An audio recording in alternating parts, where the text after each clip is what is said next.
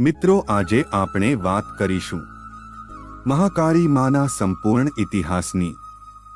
પંચમહાલ જિલ્લાના હાલોલ તાલુકામાં આવેલ રમણીય પર્વત પાવાગઢ એ ગુર્જરધરાનું પવિત્ર શક્તિપીઠ ધામ ગણાય છે। આ રમણીય પર્વતના સૌથી ઊંચા શિખરની ટોચ પર બિરાજમાન સાક્ષાત શક્તિ સ્વરૂપ જગતજનની માં કાલિકાના દર્શનાર્થે વિશાળ સંખ્યામાં શ્રદ્ધાળુઓ ઉમટી પડે છે અને શ્રી મહાકાળી માતાજીના દર્શન કરીને ધન્યતા અનુભવે છે। આ રમણીય યાત્રાધામ તળેટી, માચી અને શ્રી મહાકાળી માતાજીનું મંદિર એમ મુખ્યત્વે 3 ભાગમાં વહેંચાયેલ છે।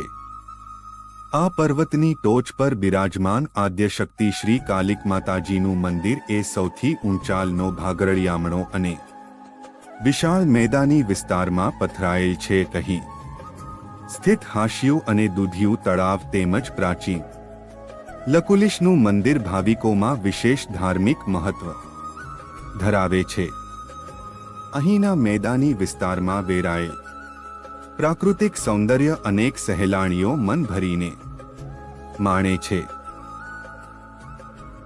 હજારો વર્ષ પહેલા આ સ્થળે મહાધરતીકંપ આવેલો એ માંથી ફાટેલા જવાળામુખી માંથી આ પાવાગઢના કાળા પથ્થરવાળો ડુંગર અસ્તિત્વમાં આવ્યો। એક લોકવાયકા એવી પણ છે કે આ પર્વત જેટલો બહાર દેખાય છે તેના કરતાં ધરતીની અંદર તરફ વધારે છે, એટલે કે તેનો પા જેટલો ભાગ દ્રષ્ટિગોચર થાય છે, તેથી જ તે પાવાગઢ તરીકે ઓળખાયો। હજારો વર્ષો પૂર્વે પુરાણકાળમાં મહર્ષિ વિશ્વામિત્ર આ પર્વતમાં વાસ કરતા હતા। આ પવિત્ર તપોભૂમિ પર ઉગ્ર તપશ્ચર્યા અને આરાધના કરીને બ્રહ્મર્ષિનું શ્રેષ્ઠ પદ સિદ્ધ કર્યું હતું। એવું પણ કહેવાય છે કે શ્રી કાલિકા માતાજીએ આપેલ નરવાણ મંત્રનું અનુષ્ઠાન કરીને વિશ્વામિત્રજી આ બ્રહ્મર્ષિનું પદ પામ્યા હોવાથી તેને ચિરંજીવી રાખવા આ રમણીય પર્વતના સૌથી ટોચના શિખર ઉપર તેમણે સ્વયં જગતજનની માં ભવાની કાલિકા માતાજીની સ્થાપના કરી હતી। પાવાગઢ પર્વતની છેલ્લી ટૂંક 52 એટલે કે દરિયાઈ સપાટીથી 2730 ફૂટની ઊંચાઈએ આવેલ સૌથી ઊંચા અને સાંકડા શિખરની ટોચે શ્રી કાલિકા માતાનું મંદિર પ્રસ્થાપિત કરવામાં આવેલ છે। આ ઉપરાંત એક બીજી દંતકથા પણ પાવાગઢ સાથે જોડાયેલી છે। દક્ષ રાજાની પુત્રી સતીએ પોતાના પિતા દ્વારા યોજાયેલ યજ્ઞમાં પોતાના પતિ શંકર ભગવાનનું અપમાન થતું હોવાનું અનુભવતા સતીએ પોતાની જાતને યજ્ઞકુંડમાં હોમી દીધી હતી। ભગવાન શંકરે સતીના મૃતદેહની પોતાના ખભા પર લઈને તાંડવ નૃત્ય કરી પ્રલયનું વાતાવરણ ખડું કરી દીધું હતું। દેવોની વિનંતીથી વિષ્ણુ ભગવાને સુદર્શન ચક્ર દ્વારા સતીના અંગેનો વિચ્છેદ કર્યો હતો। આ વિચ્છેદ પામેલ અંગના ટુકડાઓ અને ઘરેણાઓ જુદી જુદી 51 જગ્યાએ પડ્યા હતા, જે અલગ અલગ પર શક્તિપીઠ રૂપે પ્રસ્થાપિત થયેલ છે। તે પૈકી સતીના જમણા પગની આંગળીઓ પાવાગઢ પર્વત ઉપર પડી હતી, તેથી અહીં તે પવિત્ર શક્તિપીઠ ધામ તરીકે પૂજાય છે। અહીં સ્થિત મંદિરમાં મુખ્યત્વે માતાજીના પવિત્ર અંશરૂપે ગોખ પ્રસ્થાપિત કરાયેલ છે અને કાળી યંત્રની પૂજા અર્ચના થાય છે। આ ડુંગર પુરાતન કાળથી ખૂબ જ ઐતિહાસિક અને ધાર્મિક મહત્વ ધરાવે છે।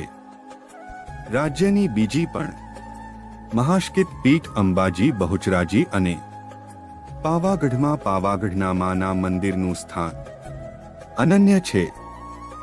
શંકુ આકાર ધરાવતો પાવાગઢ એક યાત્રિક ધામ તરીકે સદીઓથી મહાકાળી માના ભક્તોના હૃદયમાં ઊંચું સ્થાન ધરાવે છે। આ પાવનકારી ભક્તિમય નવરાત્રિના તહેવારોમાં તથા માગસર પોષ વદ અમાવસ્યા દર્શન અમાસના દિવસોમાં પાવાગઢની ધાર્મિક યાત્રાનો ઘણો મોટો મહિમા છે. આ સમય દરમિયાન યાત્રાળુઓ પાવાગઢના મહાકાળી માના મંદિરની પરિક્રમા કરીને જીવનભરનું પુણ્યનું ભાથું બાંધી લેતા હોય છે. મુખ્ય મંદિરમાં મધ્યમાં જ મહાકાળી માની સ્વયંભૂ નેત્ર પ્રતિમા ઘણી વિશાળ છે. એ સાથે પૂવે તરફ મહાલક્ષ્મીજી અને બહુચર માની પ્રતિમા ખૂબ દર્શનીય છે. તેમના ચરણોમાં ભક્ત ભાવિજનો મસ્તક ટેકવી ધન્યતાનો અનુભવ કરે છે. અહીંથી જ ભદ્રકાળી માતાના મંદિરે જવાની સુંદર પગદંડી છે. શ્રી લકુલિશ મંદિર પાવાગઢનું સૌથી પ્રાચીન મંદિર માનવામાં છે. આ મંદિરને મહાકાળી માતાના પ્રમુખ ભૈરવ તરીકે ઓળખવામાં આવે છે. આ મંદિરની ઉત્તર દિશામાં ત્રિવેણી કુંડ આવેલો છે, જે ગંગા, જમુના અને સરસ્વતી શુદ્ધ પાણીના સંગ્રહણ માટે બંધાયેલો છે.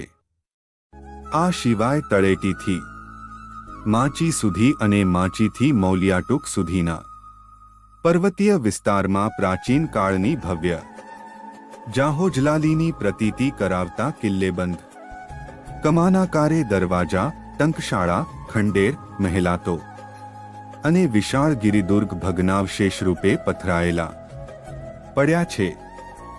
પાવાગઢનું ધાર્મિક મહત્વ પણ ખૂબ જ છે. ઘણા લોકો અહીં ચાલતા પગપાળા પણ આવે છે. અહીં ખૂબ જ શ્રદ્ધાથી આવનાર દરેકની ઈચ્છામાં અવશ્ય પૂર્ણ કરે છે. પહેલા તો અહીં પગથિયા ચડીને જ જવું પડતું હતું, પરંતુ હવે તો રોપવેની વ્યવસ્થા પણ થઈ ગઈ છે. તેથી હવે માતાજીના દર્શન કરવા ખૂબ જ સરળ થઈ ગયા છે. તો જીવનમાં એકવાર પણ પાવાગઢની અનોખી યાત્રા નો લ્હાવો તો જરૂરથી લેવા જેવો છે.